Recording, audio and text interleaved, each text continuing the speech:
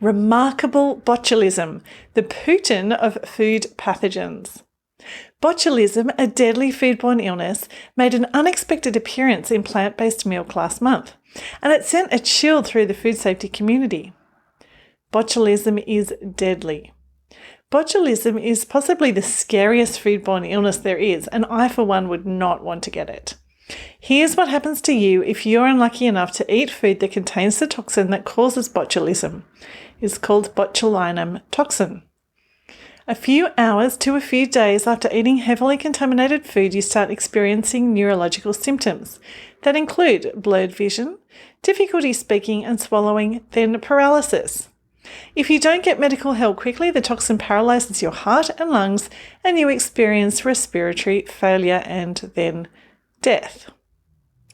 The friend of a victim described the final 2 months of his life before he succumbed to the disease as follows.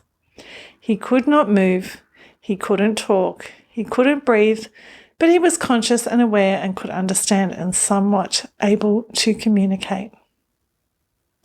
The good news is that there are antitoxins, and in the United States the fatality rate is around 5%. The bad news is that the antitoxins do not reverse paralysis, but just stop it from progressing. Recovery depends on your body regenerating new nerve connections, and patients may need to be on ventilators for weeks or months to keep them alive. Survivors can experience fatigue and shortness of breath for years.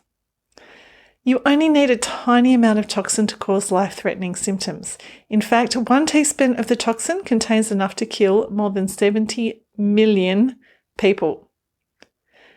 Yes, 70 million, and that's based on a lethal dose of 70 nanograms for a 70-kilogram adult. Botulism is an ever-present risk. Botulism is rare, but it's surprisingly easy to create an outbreak by disregarding food safety practices. Botulism, the disease, is caused by botulinum toxin getting into people. Usually it gets in when someone eats food that contains the toxin. Less commonly, the toxin forms inside people. The toxin is produced when Clostridium botulinum bacteria grow and reproduce in food or inside people's intestines, which occurs with infant botulism or inside deep wounds. The Clostridium botulinum bacterium is everywhere, or more correctly, its spores are everywhere. Microbiologists call them ubiquitous. I have fond memories of a laboratory assignment from my second year of university.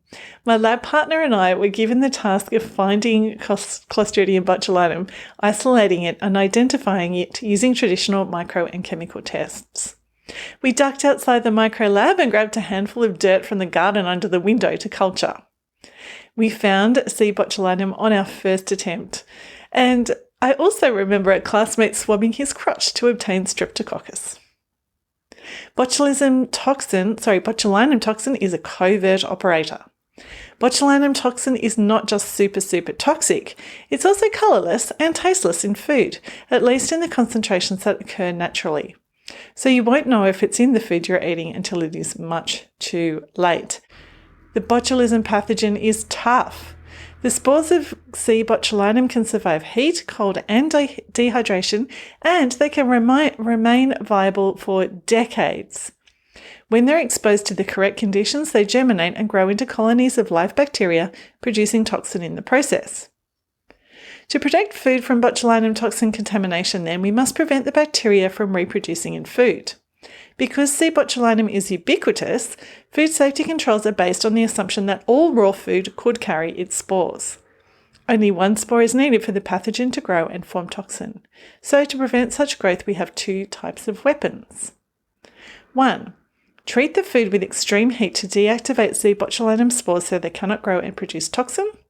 Or 2. Ensure the food is too acidic, or too cold, or too dry, or too salty, or too well oxygenated to support the growth of the bacterium, even though its spores are present. Fighting the pathogen. Commercial food canning processes and the sterilisation of medical equipment work by deactivating C. botulinum spores with heat. The process requires exposure to at least 120 degrees Celsius for more than 3 minutes. Because most food contains a lot of water, and because water cannot reach temperatures greater than 100 degrees at normal air pressure, achieving temperatures of 121 degrees can be challenging. One way to reach 120 degrees is to use high-pressure conditions by heating the food inside a sealed can, jar, pouch, pressure cooker, autoclave machine, or retort.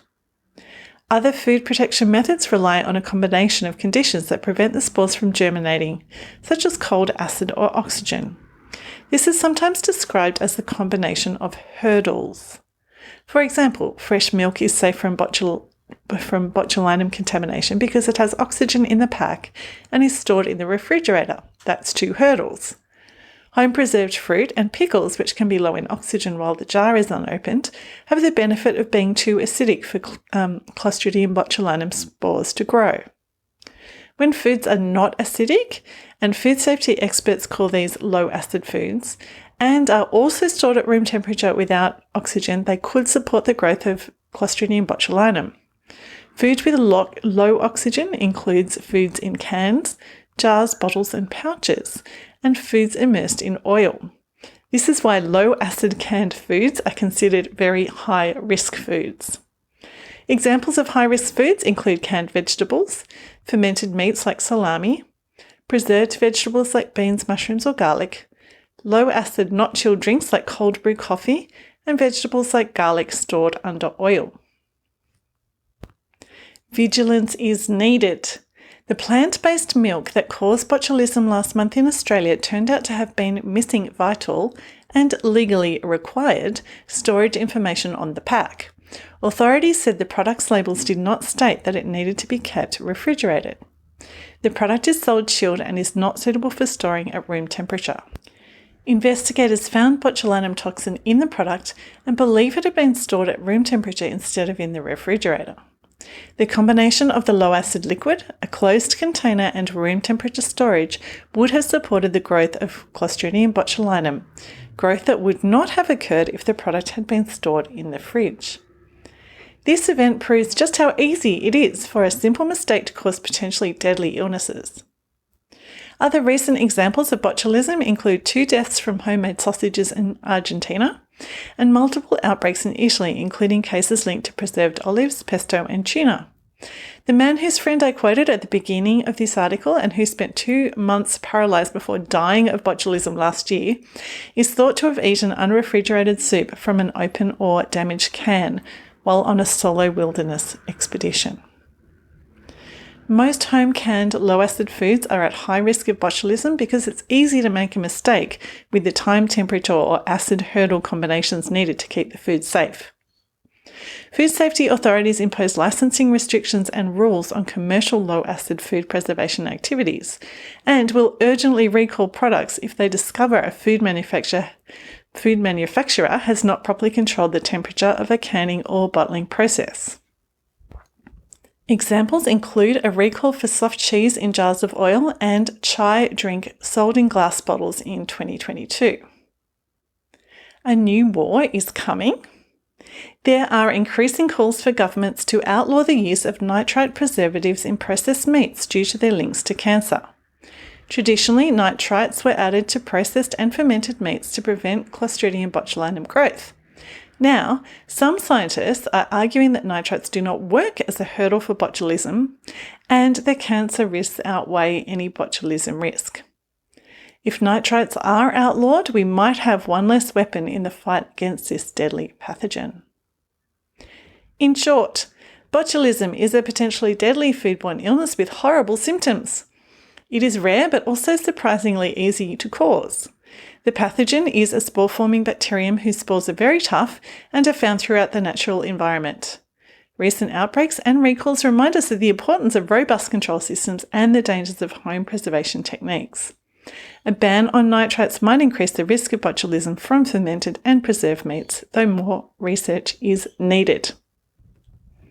And if you loved this story on botulism, please go ahead and share it with people who you know.